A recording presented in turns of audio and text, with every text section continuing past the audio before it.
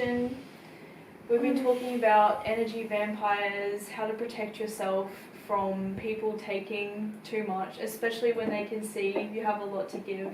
How to protect yourself from people taking too much and leaving you feeling drained.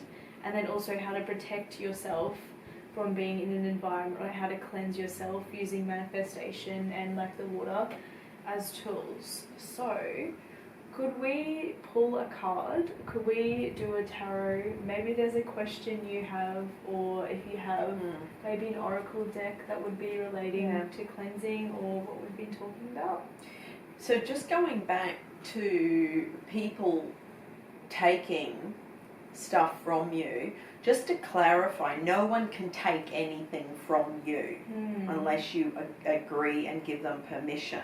Yeah, okay. Okay, so this is where it's important to do your own inner work and know what's yours and what's someone else's, especially energetically. And there's that clear boundary, and so no one can go and take something unless you, on some energetic level, agree to give it. Okay. Give them permission for that. Yeah, so it's sneaky. It's not being taken, it's you accidentally giving much. Permission for them to chord with you, to plug in to you. And sometimes this can be done unconsciously, you know, and through the back chakras. So this is why it's really important to make sure you do your energy work, your flowing with your energy through your body and clearing out any of those heavier, dense energies. Yeah. So yes, we can choose a card. So, well, this is the Keepers of the Light, which is all the Ascended Masters. Oh, wow. And I've got several this is Carly. decks. Okay, this one. And yes, Carly Ma. So yes, she's one of the goddesses. Facing fear. Very powerful. Scary. And major spiritual changes are unfolding, and this is your chance to soar. So, what question do you have, Eliza?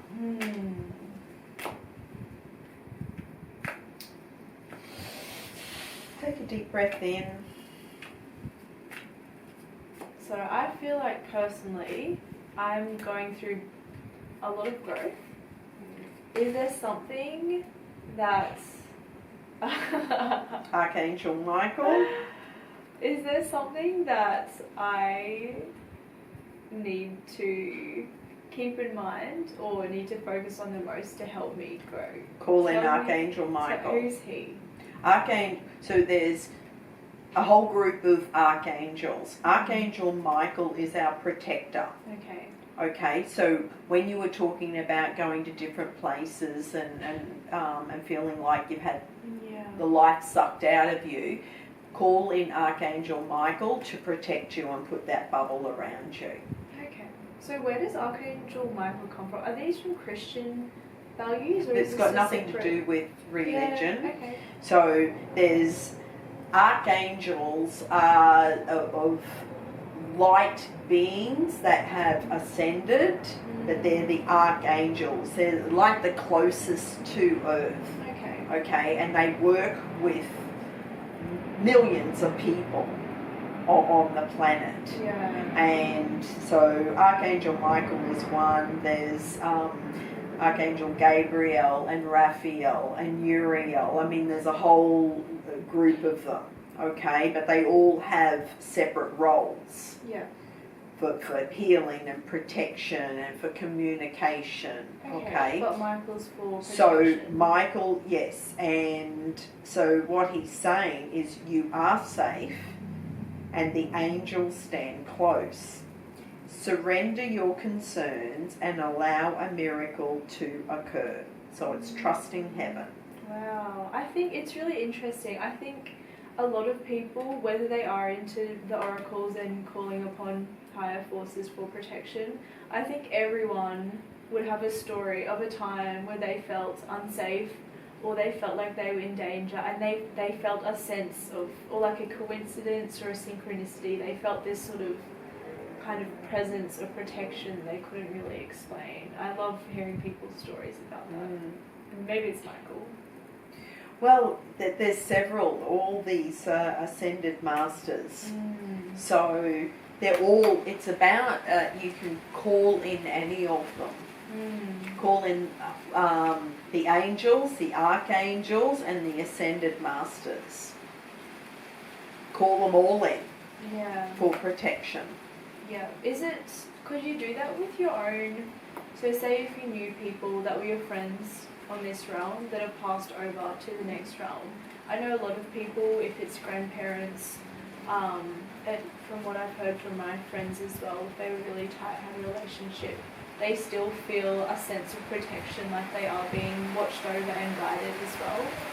Yeah, and with our loved ones who we are really close to, when they pass over, they become our guides. Yeah. And so they're still watching over us and guiding us in this life. Yeah, so that occurs as well. So how would you call upon them? Just call them. Hey. Yeah. What would you say? What's an example of what you would say if you felt that you needed protection? What would that look like for you? Well, I call on the angels, the archangels, ascended masters, and whenever you see coincidences like the 333 numbers on all number plates and things like that, well then that's just a message from our angelic team to know that whatever you were thinking about at that time, that's the confirmation for you. Yeah. And so that is a way, and I just say, thank you, ascended masters, thank you, archangels, thank you. And because I know what each of the numbers mean, I actually speak it, thank you for that love, or thank you for that confirmation, ascended masters, and thank you for whatever it is. Thank you for giving me clarity on that crossroads for the best outcome. Yeah, I know that's become really popular for a lot of young people as well. All the girls, all my friends, all get really excited, and we make like a note when we see an angel number. Yeah, it's just... And even 666. Yesterday I saw 666 twice. Yeah. So those, and I just went, thank you for the best possible outcome. I feel like you get a rush of like gratitude. Because people just go, oh, it's the devil. No, it's not. So it's okay, whatever you were thinking about, well then you can choose the best possible outcome from that situation. So it's like seeing an angel number, because I know a lot of people have knowledge of what it is, like it's thrown around as a term we all know, but it's more of a little nudge to what you're thinking about. You might see one, you might have a conversation with someone and it went really well, you might have made a choice, then got in your car, driving down the street and you see 6, and it's just like a little nudge that, hey, you've made the right choice. Yeah. And always follow your feelings. Yeah.